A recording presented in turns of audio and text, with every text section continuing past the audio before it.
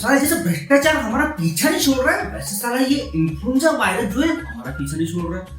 मतलब हमारे देश में साला एक वायरस की एक लड़ी सी लग गई है क्या? मतलब पहले भी ये दुनिया भर के वायरस, अब एक नया वायरस आ गया इन्फ्लुएंजा। ये इन्फ्लुएंजा हमको समझ तो था कि इन्फ्लुएंजा ए वायरस होता है, लेकिन अभी नया वायरस क्या भैया, इन्फ्लुएंजा H3N2। तो ये कहाँ की बना है यार? सारा भ्रष्टाचार पे भ्रष्टाचार जैसे अपने देश में हुआ जा रहा है, वैसे वायरस पे वायरस अपने देश में बढ़ते जा रहे हैं, बचते जा रहे हैं।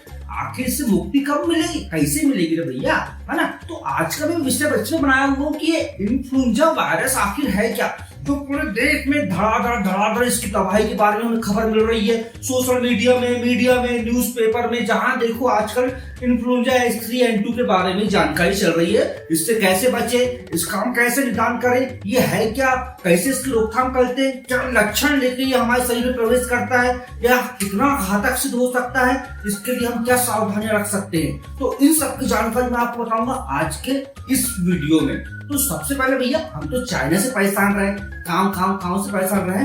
अब भैया जो H3N2 है, इसको एक दूसरी भाषा में क्या बोला जाता है, हांगकांग वायरस। मतलब साला पहले चाइना और अब जापान, मतलब इससे हम तबाही बिल्कुल होते ही जा रही है। तो अल्टीमेटली हम समझे कि ये इन्फ्लुएंजा H3N2 आखिर है क्या।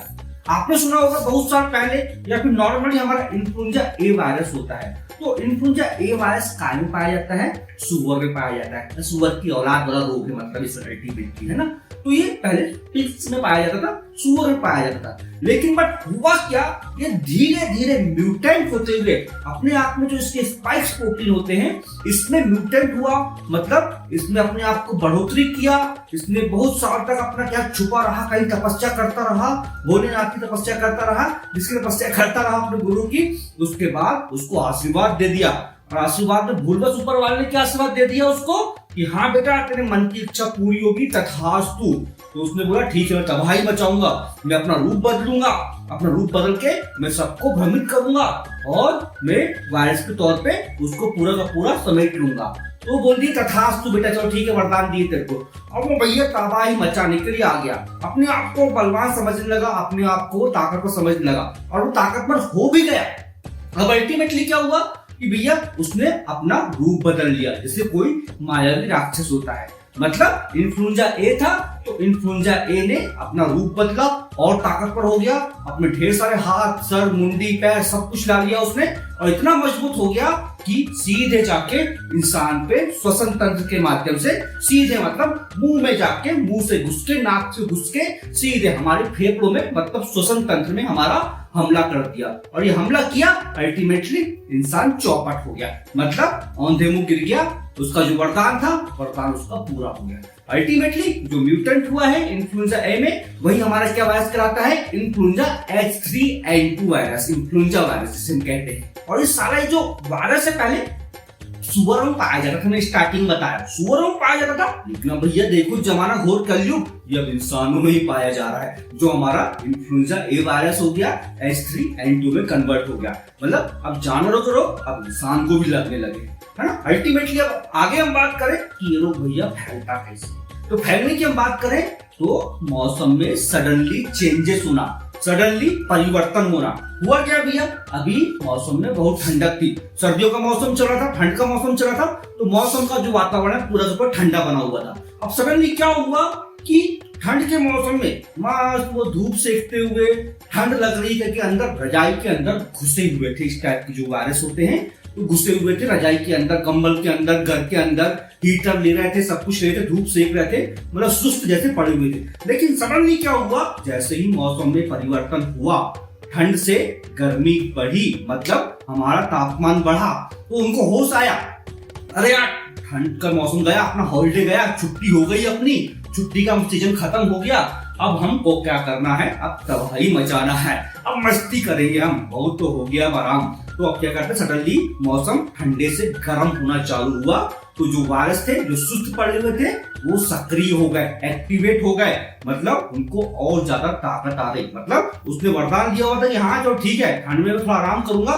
लेकिन जैसे मुझे सनलाइट ज्यादा मिलेगा, टेम्परेचर ज्यादा मिलेगा, तो मेरी ताकत और बढ़ते जाएगी। तो सेम ऐसा ही इन्फ्लुएंजा के साथ में होता है, इसके वायरस के साथ में होता है, फ्लू के वायरस के साथ में होता है कि सडनली मौसम में चेंजेस हुआ, गर्मी आई और सडनली वो अपना रूप बदलना और चालू किए, मजबूत होते गए, ताकतवर होते गए और अल्टीमेटली इतने मजबूत हो गए कि इंसान के जाके श्वसन तंत्र में एक्टिवेट कर दी अपने वायरस को, मतलब पूरा लोड कर दिए अपने आप को और वहां करके तबाही मचाना चालू कर दिए। फल स्वरूप क्या होने लगता है, सर्दी जुकाम खांसी खोखला बुखार उल्टी दस्त वजन दर्द गरने में दर्द अकड़न जकड़न मांसपेशियों में ऐठन और कुछ कंडीशन में बहुत तेज बुखार, ये सब हमें इस रोग के कारण होने लगता है। अब इसकी बात कर ले भैया, ये रोगों को और कैसे फैलाते हैं, जस्ट लाइक अ ज़ॉम्बी, है ना, ज़ॉम्बी मूवी देखी हुई, ज़ॉम्बी को आप समझते हैं। अब मैं क्या ज़ॉम्बी हूँ, अब मैं क्या हूँ, अपने आप में एक वायरस हूँ, इन्फ्लुएंजा वायरस हूँ मैं, अब मैं क्या, अब मैं ज़ॉम्बी बॉय।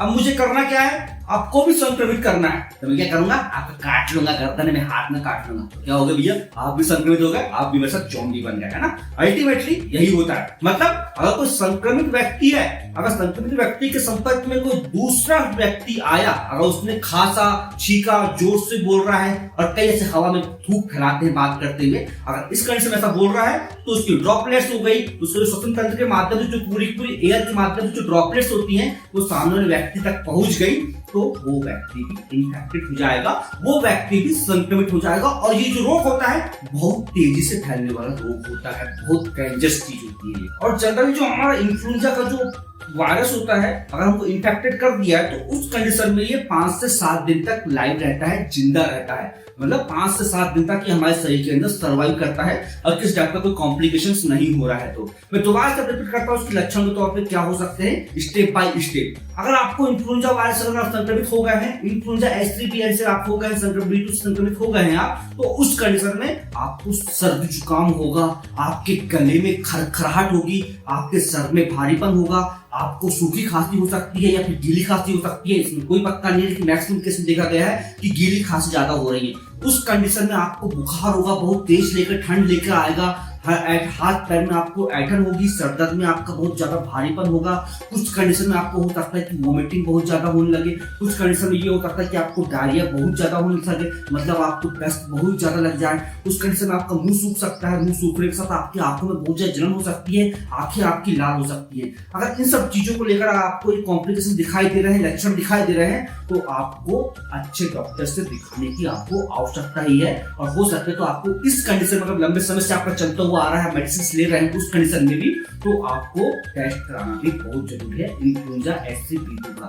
तो उस कंडीशन में आप श्योर कर पाएंगे कि हाँ हम इस वायरस से संक्रमित हुए हैं या फिर नहीं हुए हैं। और ये एक खास बात, ये रोग जो है हाथ मिलाने से भी फैलता है, इसलिए हाथ मिलाना ही बंद करो। और सावधानी के तौर पर हम करें क्या भैया, मास्क का प्रयोग हम दोबारा से करना चालू कर दें, जैसे कि हम पहले करते थे। हम लोगों से दूरी बना के रहें, ज्यादा भीड़ वाली जगह में जाने से बचें, बहुत आवश्यक हो तभी हम भीड़ में जाएं।